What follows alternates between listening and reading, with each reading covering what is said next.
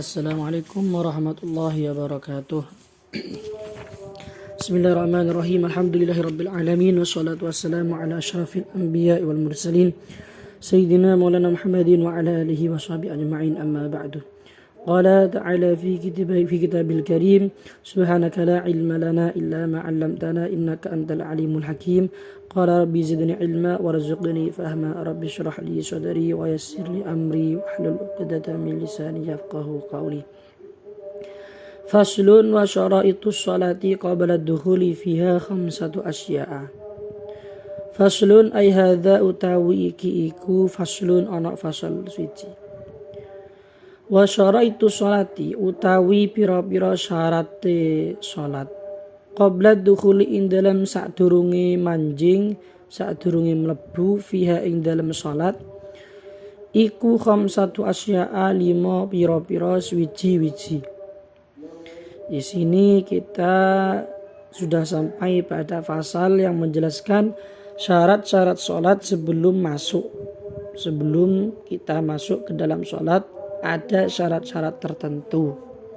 Kemarin syarat-syarat kewajiban sholat. Sekarang syarat sholat sebelum masuk di dalam sholat. Ini ada 5. Wasyurutu tawi lafat asyurutu iku jam'u syartin jama'i lafat syartin. Wasyurutu sholati. Wahwa utawi maknane syarat lughatan ing dalam cara bahasa iku al-alamatu iku tetenger, tondo tetenger. Wa syar'an ing dalam cara syarat utawi syarat maknane syarat iku ma iku perkara tatawaqqafu kang dadi kandhek apa sihatus sholati sae salat alaihi ing atase ma. Walaisa lan ora ana apa ma iku juz'an iku bagian minha saking salat. Di sini definisi syarat adalah secara bahasa atau etimologi adalah al-alamah. Jadi syarat dalam segi bahasa itu adalah maknanya alamah, artinya tanda. Alamat artinya tanda, suatu tanda. Adapun dalam segi syarat arti syarat yaitu perkara di mana perkara yang menjadi ketergantungan sahnya sholat tapi bukan termasuk bagian dari sholat. Itu namanya syarat. Wa kharaja lan kecoba bihadzal qaidi kelawan ikilah qaid apa ar-ruknu apa rukun. Fa innahu mungqasa temene rukun iku juz'un iku bagian minas sholati saking sholat. Ini berbeda dengan maknanya rukun. Kalau rukun memang termasuk tatawaqqafu sihhatus shalah. Memang menjadi ketergantungan sahnya sholat. Akan tetapi rukun ini juga bagian dari sholat. Artinya berada di dalam sholat. Ini namanya rukun. Asyartu ta syarat al-awalu kang kawitan iku taharatul a'dha'i iku sucine pira-pira anggota badan minal hadasi saking hadas al-asghari kang cili wal akbari lan hadas gede indal kudrati ing dalem nalikane mampu. Jadi syarat pertama harus suci, semua anggota tubuh harus suci dari hadas, baik hadas kecil maupun hadas besar ketika memang mampu. Ini nanti ada penjelasannya bahwasanya ada yang ketika tidak mampu untuk menghilangkan hadas, misal nanti ini surahnya.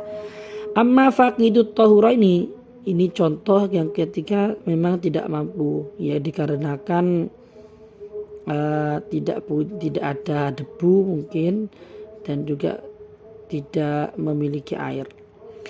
Amma faqidut tahuraini anapun utawi wong kang kasepen alat sesuci loro, rupane alat tahuran yaitu adalah air dan debu. Fa sholatuhu mungko iku utawi sholate faqidut tahurain iku sahihatun iku sah ma'a wujubil i'adati ing dalam sertane wajibe ngulangi baleni alaihi ngatasi faqidut tahurain. Berarti bagi orang yang faqidut tahurain, orang yang tidak memiliki, yakni memang tidak mampu, tidak ada air dan juga tidak ada debu, ini nanti sholatnya tetap sah, akan tetapi wajib mengulangi lagi. Berarti sholatnya ini dikatakan sholat lihurmatil waqti, hanya untuk menghormati waktu. Wa taharatun najisi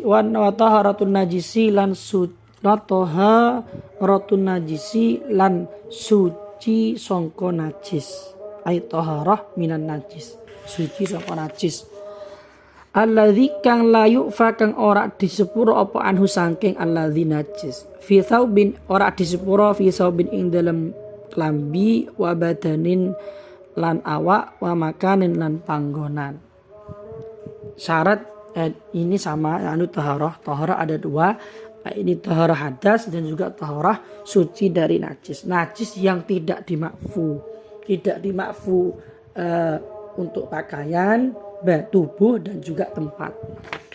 Wa sayadhkuru lan bakal nutur sapa al musannifu sapa wong sing ngarang kitab ya musannaf sahibul matni hadal akhira ing ikilah kang akhir, yakni taharah makan sucinya pak tempat.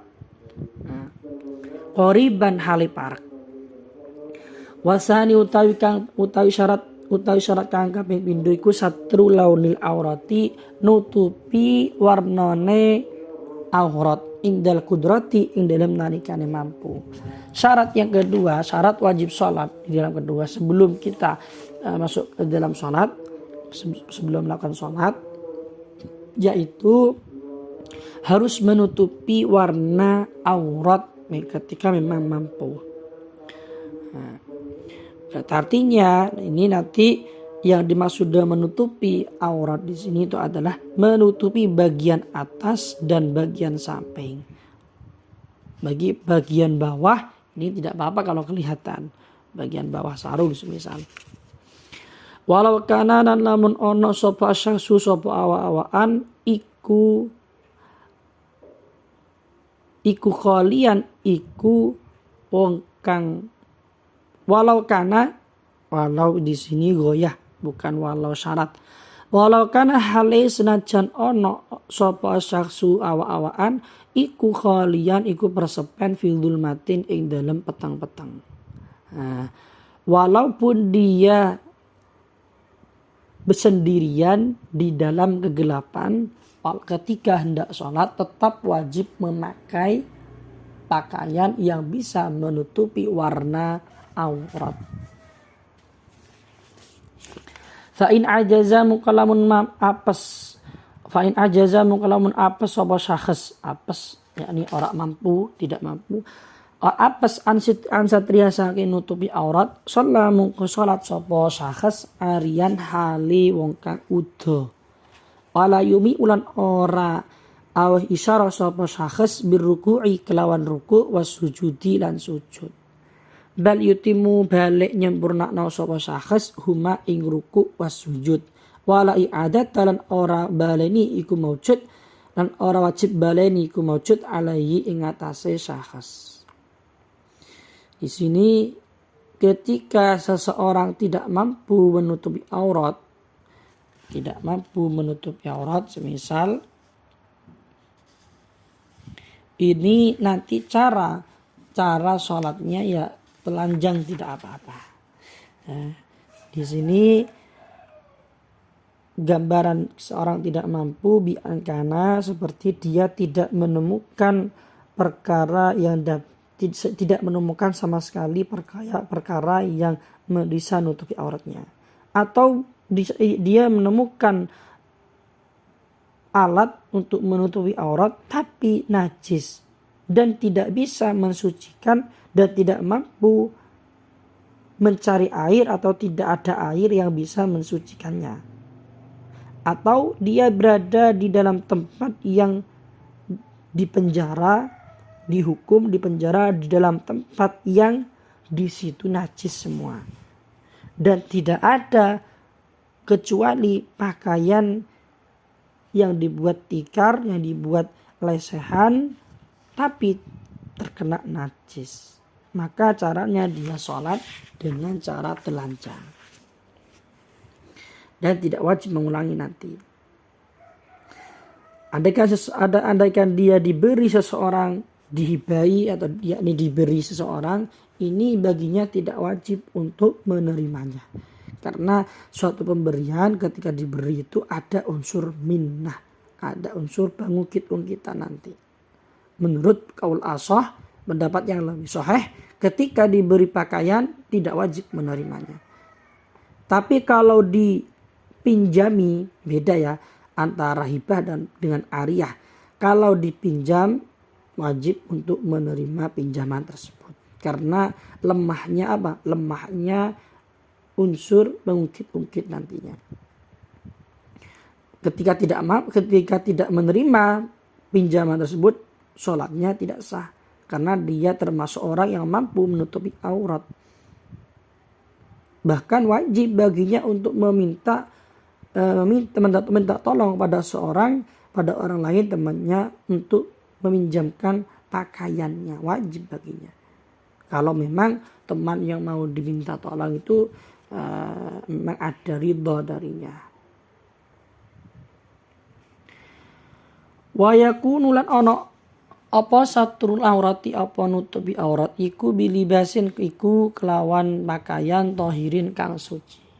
Ya, sudah maklum artinya memang kalau ada pakaian yakni dia itu harus pakaiannya suci. Kalau najis nanti disucikan dulu. Kalau tidak mampu untuk mensucikan pakaian najis dan tidak ada lain yang suci, maka nanti dia sholat telanjang seperti itu. Seperti tadi. Wajibulan wajib apa satruha penutupi aurat aidon halimane fi ghairi sholati ing dalam sakliyane tingkah sholat. Nutupi anin nasi saking menungso wa fil khalwati lan ing dalam tingkah persepen. Illa li hajatin kejaba krana ana hajat. Kebutuhan. Miniktisalin bayane hajat contohnya, miniktisalin nyatane adus wana uhi lan sepadane iktisal. Wajib seseorang juga menutupi auratnya walaupun di luar sholat. Menutupi dari semua orang. Ini ketika ada orang lain wajib menutupi aurat. Dan juga fil khalwah ketika sendirian juga wajib menutupi aurat kecuali ada hajat seperti mandi dan lainnya. Wa amma satruhalan anapun utawi nutupi aurat annafsi saking awak dhewe ne syakhs fala yajibu mongko iku ora wajib apa satruha annafsi. Lakinnahu tetapine kelakuan iku yukrahu dimakruhno apa nadruhu apa ningaline syakhs ilaiha maring aurat. Adapun menutupi aurat dari dirinya sendiri ini tidak wajib.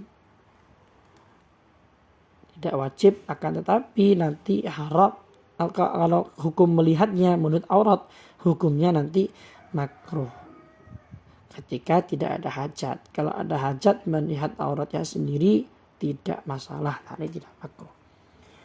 Wa auratu zakari utawi aurate wong lanang iku anggota baina surrati kang tetep ing dalam antarane udle zakar warubati lan dengkule zakar. Wa kadzan iku kaya mengkene zakar auratu zakar al amatu utawi wong budak wadon. Wa auratul hurrati utawi aurate wong wadon kang merdeka fi salat ing dalam tingkah salat. iku ma iku anggota siwa wajiha kang saliyane wajahe hurrah wa kaffaiha lan epek-epek lorone hurrah dhahran apane jabane wa batnan lan jerone ilal ku'aini tumeka maring pergelangan loro. Aurat laki-laki, seorang laki-laki itu batasan aurat ya ini bainas surah ar-rukbah. Begitupun budak perempuan. Bainas surah ar-rukbah artinya antara pusar, mulai dari pusar sampai lutut. Bagi laki-laki. Adapun bagi perempuan yang sudah yang merdeka ketika di dalam sholat auratnya yaitu semua anggota tubuh kecuali wajah dan kedua telapak tangan baik luar maupun dalam sampai kedua pergelangan tangan. Amma auratul hurrati anapun utawi aurat wong wadon kang merdeka kharijas salat ing dalam jabane salat fa jami'u badaniha mongko iku kabehane awake hurrah wa auratuha utawi aurate hurrah fil khalwati ing dalam tingkah persepen iku kazakari kaya aurate wong lanang. Untuk aurat perempuan yang merdeka ketika di luar salat di hadapan ajnabi laki-laki lain ini seluruh badannya.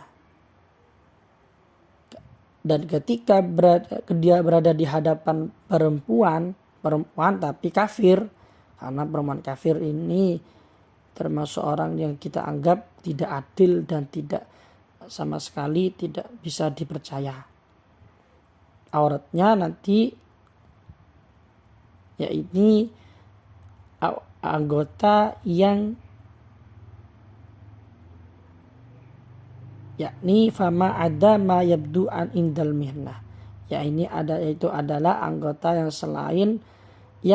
selain ketika kelihatan pada saat bekerja. Seperti itu di hadapan perempuan yang kafir. Ketika berada di sendirian khalwah tidak ada orang lain, misal ini auratnya sama dengan laki-laki yaitu baina surah warubah. Wal auratu tawi aran aurat lughatan ing dalam cara bahasa iku annaqsu iku cacat. Secara bahasa aurat itu maknanya cacat, kecacatan. Wa tutlaqulan den ucapno apa aurat syar'an ing dalam cara syara alama ing atase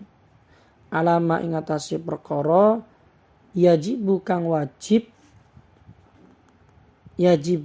wajib apa satruhu apa nutupi ma wa huwa utawi al itlaq syar'an ala ma yajibu satruhu iku al muradu kang den karepno guna ing dalam kene fasal wa alama lan diucapno ing atas perkara yahrumu kang haram apa nadharuhu apa ningalima. Juga aurat secara syar'an bisa juga dimaknai pertama hal-hal yang wajib untuk ditutupi. Nah, ini yang dikehendaki dalam bab fasal ini. Dan juga bisa dikatakan aurat yaitu perkara yang haram untuk dilihat. Wa dzakara lan nuturhu ing ma yahrumu nadruhu sapa al ashabu pira sahabat ashabu Syafi'i santri-santri Syafi'i Imam Syafi'i fi kitabin nikah ing dalam kitab nikah. Wa dzakara lan nuturhu ing ma yahrumu nadruhu berarti artinya ashabus Syafi'i menyebutkan makna aurat yaitu perkara haram dilihat. Ini disebutkan di dalam kitab An-Nikah. Nah, ini perkara-perkara yang haram untuk dilihat nanti ada. Wasalisu utawi kang nomor telu utawi syarat kang nomor telu iku al-wuqufu jumeneng ala makanin ing atase panggonan tahirin kang suci. Fala tasihu mongko ora sah apa salatu syaksin salate awak-awakan yulaki kang nemoni apa ba'du badanihi sebagiane awak syakhs au libasi utawa pakaiane syakhs nemoni najasatan ing najis fikia min ing dalam tingkah ngadeg au udin utawa lungguh au ruku'in utawa ruku au sujudin utawa sujud. Syarat sholat yang ketiga sebelum masuk yaitu al-wukuf ala makanin ta'in, harus sholat pada tempat yang suci. Maka dari itu tidak sah jika seseorang sholat tapi sebagian anggota tubuhnya, sebagian baju pakaiannya terkena najis, baik pada saat berdiri, duduk, ruku atau sujud. Ini nanti tidak sah sholatnya. Warabi'u utawi syarat kang nomor 4 iku al-ilmu iku ngawur yakin. Iku al-ilmu yakin bidukhulil wakti kelawan melebuni waktu.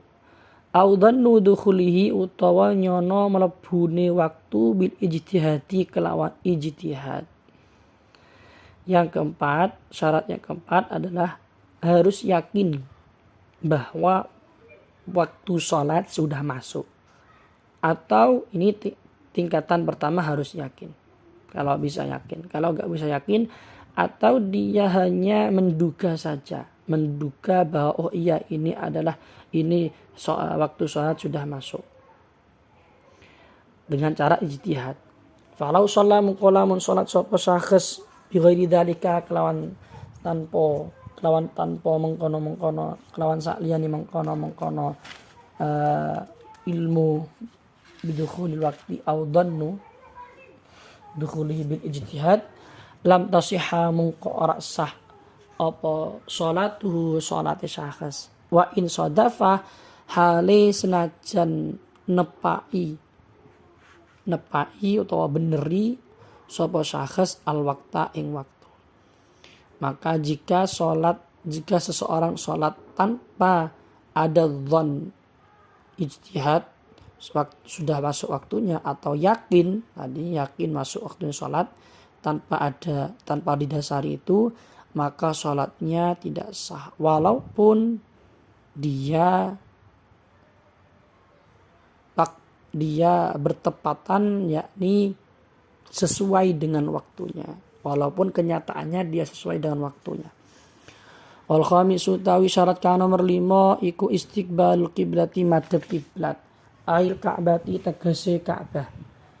Wa sumiyat lan den arani apa Ka'bah kiblatan kiblat li annal musalliya krana sak temene wong kang salat iku yuqabilu iku madhep sapa musalliha ing Ka'bah. Wa Ka'batan lan den arani ing Ka'bah lirtifaiha krana dhuwure Ka'bah. Jadi syarat yang kelima adalah yang terakhir yaitu harus menghadap ke kiblat, yakni ke Ka'bah.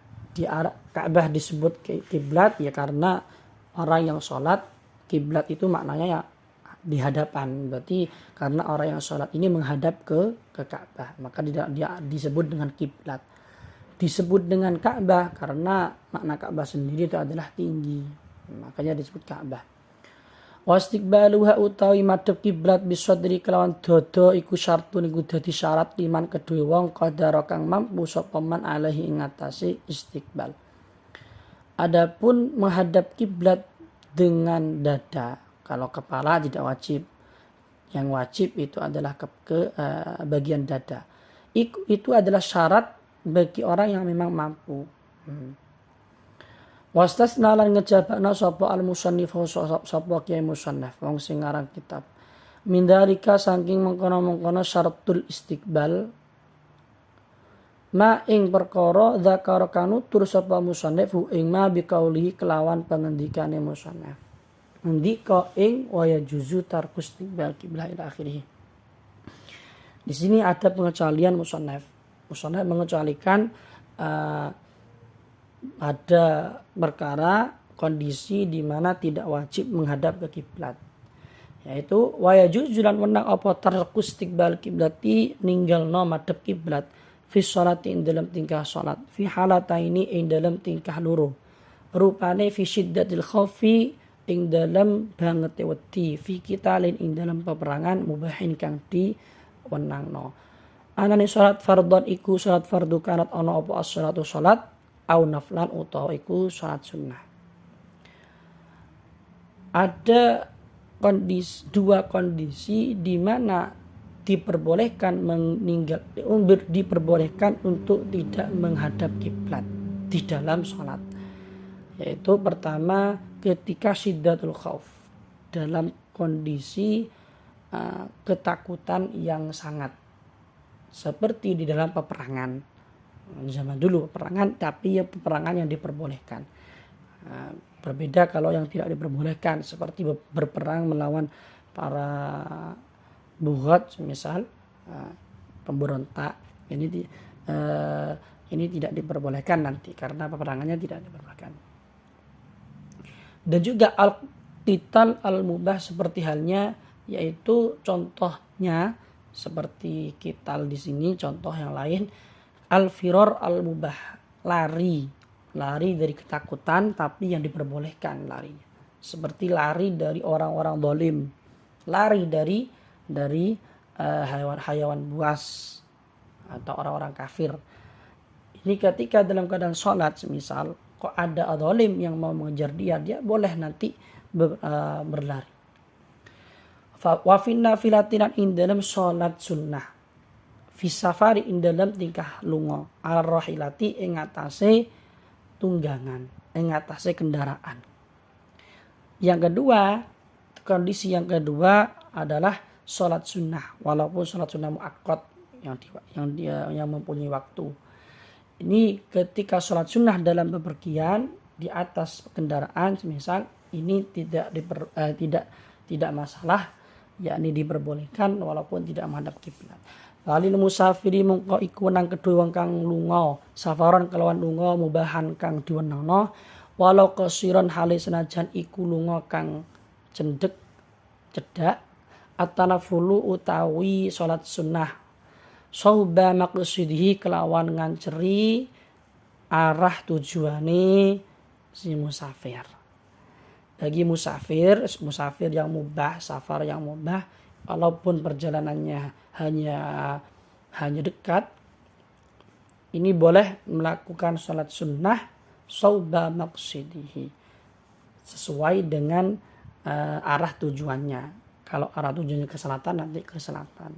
Maka kalau andaikan dia berpaling dari arah tujuan, berpaling dari kiblat, misal ke timur, ini nanti sholatnya batal karena tidak sesuai dengan arah tujuannya. Jadi poinnya itu, kalau memang sholat sunnah nafilah fis safar, sholat sunnah dalam perjalanan ini, pertama menghadap ke kiblat, dan juga diperbolehkan ketika menghadap ke arah di mana di arah tujuannya. Ke selatan berarti ke selatan. Ke selatan ya boleh nanti menghadap ke selatan. Jalannya agak ke timur ya ke timur, kalau jalannya memang ke timur. Tapi kalau berpaling dari arah seperti itu, sholatnya nanti batal.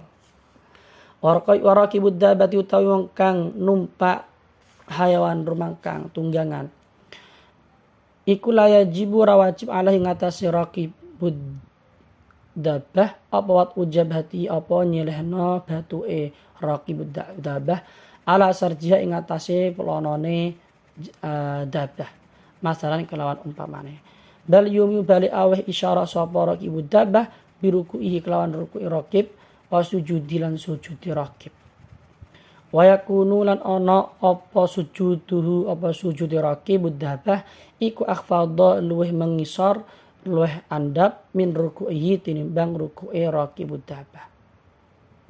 Jadi bagi orang yang memakai kendaraan semisal kendaraan dabah, hayawan tunggangan, ini nanti tidak wajib meletakkan keningnya pada pelana yang ada di dabah tersebut, di hayawan tunggangan tersebut, tidak wajib.